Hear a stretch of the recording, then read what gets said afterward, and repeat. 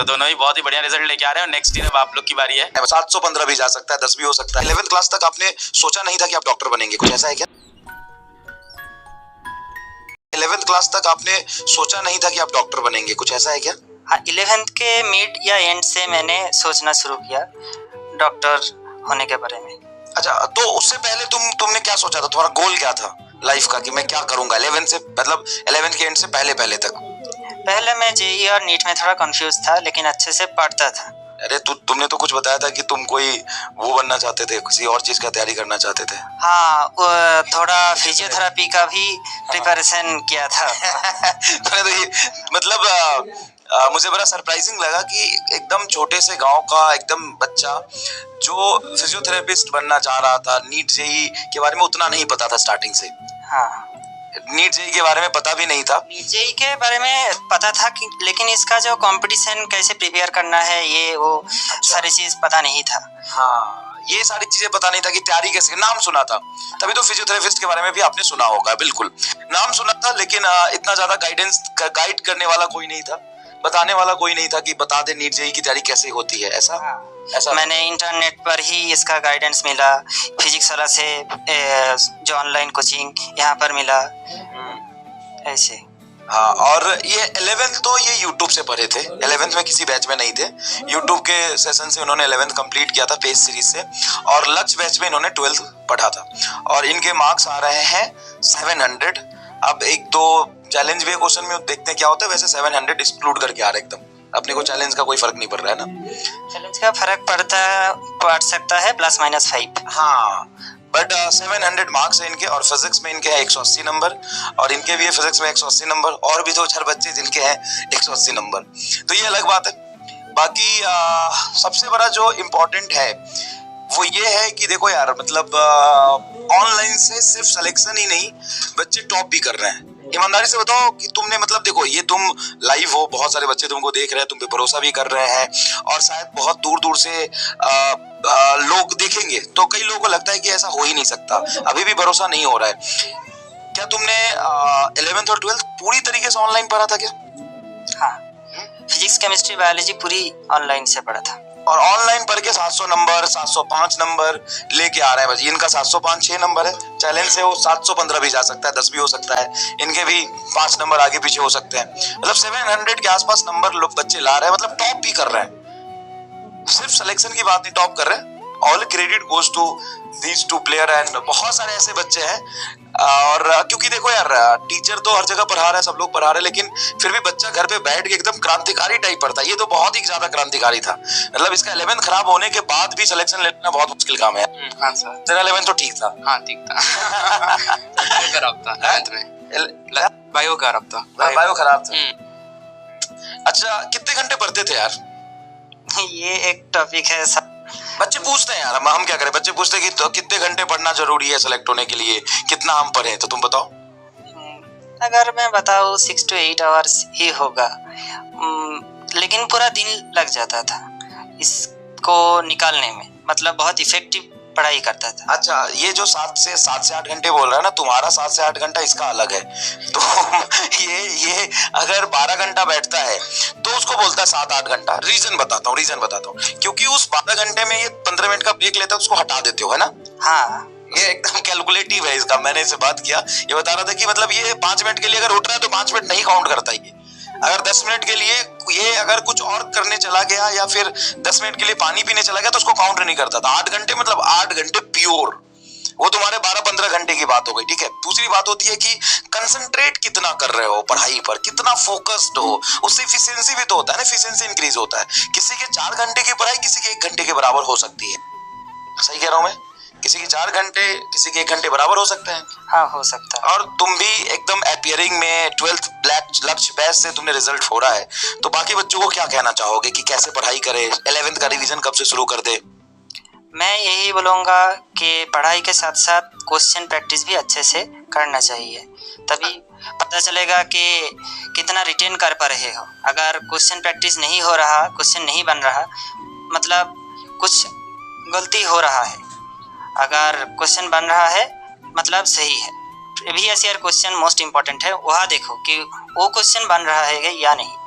और एक चीज और कि बुक कौन सा सॉल्व किया था प्रैक्टिस के लिए, मतलब कौन कौन सा मतलब आपने स्टेप फॉलो किया था? नोट्स तो लेक्चर तो लिया ही था, सारे लेक्चर लिए थे 12th में? 12th में मैंने सारे लेक्चर ले लिए। नोट्स बनाया था? नोट्स बहुत ज़्यादा नहीं बनाया, थ्योरी का बनाया, सारे क्वेश्चन नहीं, लेकिन बहुत जितना जरूरी लगा मुझे उतना बनाया। अच्छा, लेकिन जरूरी वैसे सारे ही होते हैं, तुम तो सारे बनाना, और नहीं भी बनाते हो तो एक अलग से जीरोक्स निकाल के रख लेना रिवीजन करने के लिए, है ना? दूसरी बात, क्वेश्चन प्रैक्टिस के लिए बुक यूज किया था? हाँ, एक बुक यूज़ किया था मैंने, मेरे फिजिक्स में इंटरेस्ट आ गया था इसलिए मैंने एक्स्ट्रा यूज़ किया, ऐसे नीट के लिए ज़रूरी नहीं इतना। तुमने बुक यूज किया था? इसी वाली यूज किया। 11th में यूज किया था। 12th में? 12th में स्टार्टिंग के चैप्टर्स के करे थे, फिर बाद में टाइम ही नहीं मिला था तो नहीं करा। बिल्कुल, बाद में टाइम नहीं मिला तो नहीं करा। वैसे आप जब तुम करते थे तो नोट्स के सवाल मिलते थे बुक में? हाँ, वही क्वेश्चन वही कॉन्सेप्ट हर जगह रिपीट होता है। बहुत 11th का रिवीजन कब से शुरू कर देना चाहिए यार 12th के बच्चों को? सर मैंने सोचा था कि 11th का रिवीजन 12th के साथ ही कर लूँ, थोड़ा बहुत 2 चैप्टर्स कर लिए थे पर नहीं हो पा रहा था, बहुत मैनेजमेंट हो रहा था, मिसमैनेजमेंट। फिर कब से किया तुमने 11th रिवाइज करना प्रॉपर? दिसंबर से शुरू कर दिया था। बाकी जितना कोशिश करो, अगर तुम देखो 4 सब्जेक्ट है तुम्हारे, फिजिक्स, केमिस्ट्री, बॉटनी, जूलॉजी, तो चारों में से कुछ कुछ चैप्टर्स, कुछ कुछ सब्जेक्ट उठा के रिवाइज करते रहो। कंप्लीटली छोड़ देना ठीक नहीं रहता है। हाँ, कम्प्लीटली छोड़ देना ठीक नहीं है। जो लग रहा है ये थोड़ा कॉन्सेप्ट वाइज जो चीज़ है वो 12th के साथ साथ देख लिया जाए तो अच्छा है, जैसे इलेक्ट्रिसिटी। सराही नहीं ना। अच्छा, हेलो हाय। बहुत टाइम बाद आया भैया। बोर्ड कौन सा था? तो देखो तुम लोग यहाँ पे मिल रहे हो तो ये दोनों ही बच्चे बहुत ही बढ़िया कर रहे हैं और इस बार नीट में ऑफ कोर्स टॉप रैंक्स के अंदर होंगे और दोनों की कहानियाँ बैचेस के अंदर की ही है, तो दोनों ही की सिमिलर कहानी है। अर्जुना नीट और ये पहले पेस में थे, फिर लक्ष्य में था। नहीं पेस में थे, फिर उन्हें अर्जुना भी खरीदा था, मेरी पूरी बात हुई। अच्छा। पर अर्जुना में लेक्चर बहुत बड़े हो गए थे और इनको लेट हो गई थी, तो फिर ये लक्ष्य पेस से पढ़ रहे थे और टेस्ट और डीपीपी अर्जुना से किया। फिर लक्ष्य में आ गए। फिर लक्ष्य में अच्छे से डेडिकेटेडली लेक्चर और टेस्ट और डीपीपी किया, और इसने थोड़ी डीपीपी में चोरी भी की 11th में, मेरे को बता रहा था। स्टार्टिंग में किया था। ऐसे यहाँ पे खड़े होना, रिजल्ट आना। अरे आ जाओ सर, आ जाओ।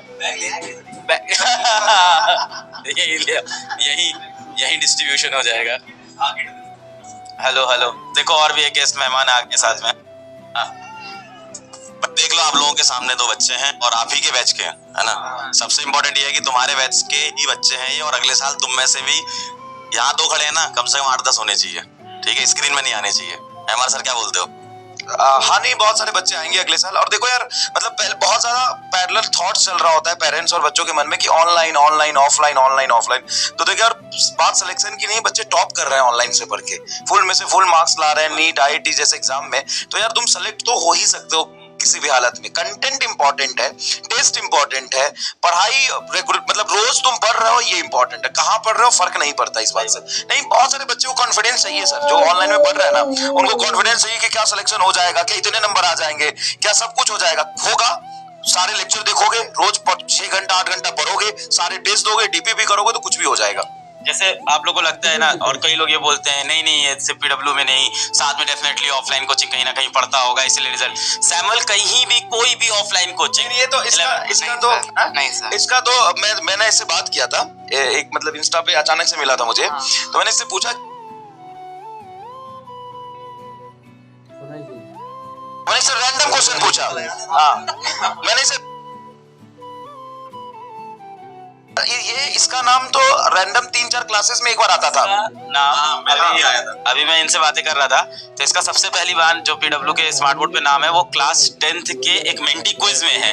इसने बताया कि मेंटी क्विज था, रक्षक सर थे और भाग्यश्री मैम थी, वो फिजिक्स वर्सेस बायो स्कूल से आगे कह रहा है, उसमें भी मेरा नाम है, 3rd आया था और उसमें इसको प्रॉमिस किया था प्राइज देंगे पर नहीं दिया था।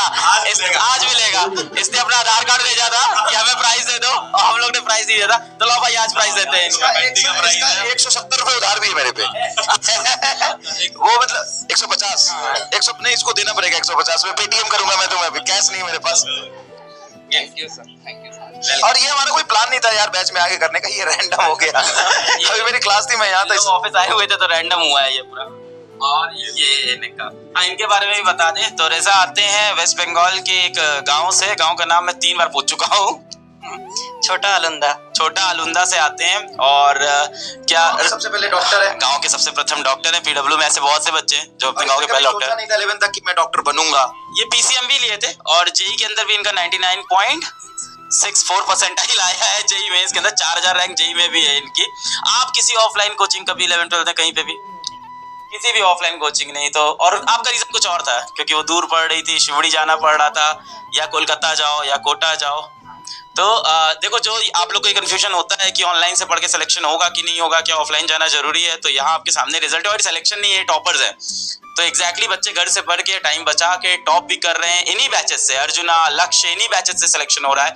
इन लोग किसी डिफरेंट बैच से नहीं है। क्या आपकी कोई डिफरेंट बैच थे जहाँ आप पढ़ते थे कि इन्हीं बैचेस से पढ़ रहे थे?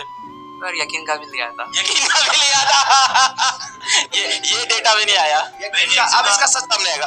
यकीन के इसने बैच नहीं लिया था, इधर उधर से किसी लेक्चर जुगाड़ के देखे थे। क्या मैं सही बोल रहा हूँ? सेलेक्ट हो गया सब। ये मुझे बता रहा था कि सर मैंने यकीन के 11th के रिवीजन किए थे आपसे, बट मैंने कोई बैच नहीं खरीदा था, वो कहीं मिल गया था वीडियो मुझे। कहा एक बात मैं इनके फादर की बता देता हूँ। इनके फादर से भी मेरी अभी बात हो रही थी। तो वो तो एनआईटी से वो पास आउट है, एनआईटी नागपुर से। और उन्होंने 9th क्लास में जब ये आया था तब अपनी जॉब छोड़ दी थी कि भाई ये इसको पढ़ाना है वैसा। और उन्होंने अपना कोई वेंचर स्टार्ट किया था। तो पेरेंट्स का भी काफी सेक्रीफाइस होता है इसमें, है ना। ऑब्जर्वेशन भी बहुत जरूरी होता है कि बच्चा क्या कर रहा है, क्योंकि ऑनलाइन है ना। अगर इन दोनों बच्चों को देखें तो ये खुद से भी काफी मोटिवेटेड रहे हमेशा। कोई ऐसा एक्सटर्नल बहुत ज्यादा मोटिवेशन की इनको जरूरत नहीं पड़ी है कि कोई भी आके मोटिवेट करे। ये खुद से ही मोटिवेट रहे, और ऐसा होना चाहिए आपके पास भी कि आपको लगना चाहिए कि यार आपके पेरेंट्स हैं सामने, जो उनसे अच्छा मोटिवेशन आपके पास नहीं हो सकता है ना। और टीचर को बहुत ज्यादा सीरियसली लेते थे ये लोग। टीचर को मतलब सच में बैच में जो भी टीचर्स पढ़ा रहे उनको सीरियसली लेते थे, मजाक में नहीं।